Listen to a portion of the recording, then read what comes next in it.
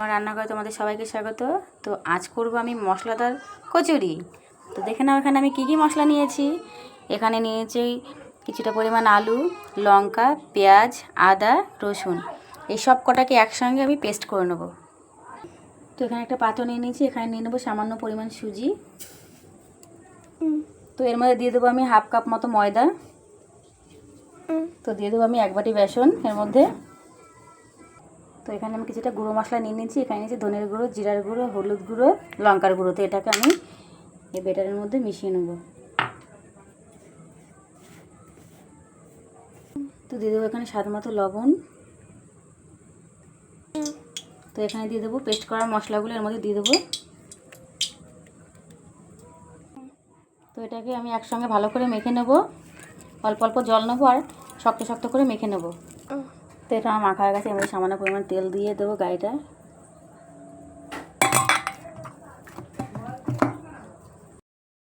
তো এটাকে এরকম লম্বা করে নেব।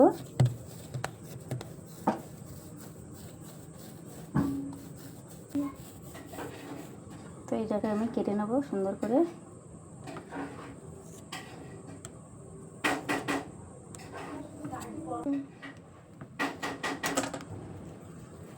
এগুলোকে এরকম গোল করে নেব সুন্দর করে।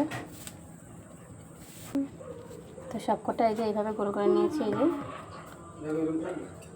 এবার একটা একটা করে তেল দিয়ে আমি বেলে নেব। এটাকে সুন্দর করে বেলে নেব, সুন্দর করে এইভাবে বেলে নেব আমি। এই যে তো এই যে এইভাবে এগুলো বেলা হয়ে গেছে। সুন্দর করে আমি এটাকে এই যে টিফিন বাটি ঢাকনা দিয়ে আমি গোল করে নেব।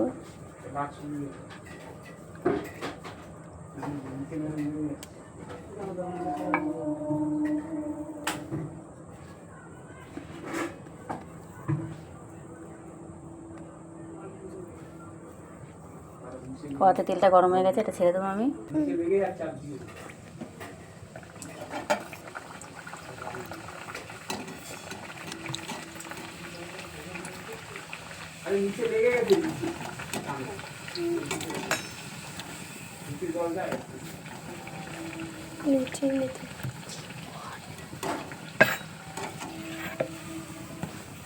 তো দেখতেই পাচ্ছ কত সুন্দর ফুলে গেছে। এইভাবে সব কটা একে একে আমি বেলে পিস পিস করে ভেজে নেব। দেখতেই পাচ্ছ কত সুন্দর হয়েছে মশলাদার কচুরি। তো এগুলো খালিও খুব ভালো লাগে, আর তুমি যদি মনে করো যে আলু তরকারি দিয়ে খাবে সেটাও করতে পারো, কিন্তু দুটোই ভালো লাগবে, এটা দিয়েও ভালো লাগবে, ওটা দিয়েও ভালো লাগবে। তো বন্ধুরা, ভিডিওটি কেমন লাগলো কমেন্টে আমাকে অবশ্যই জানাবে।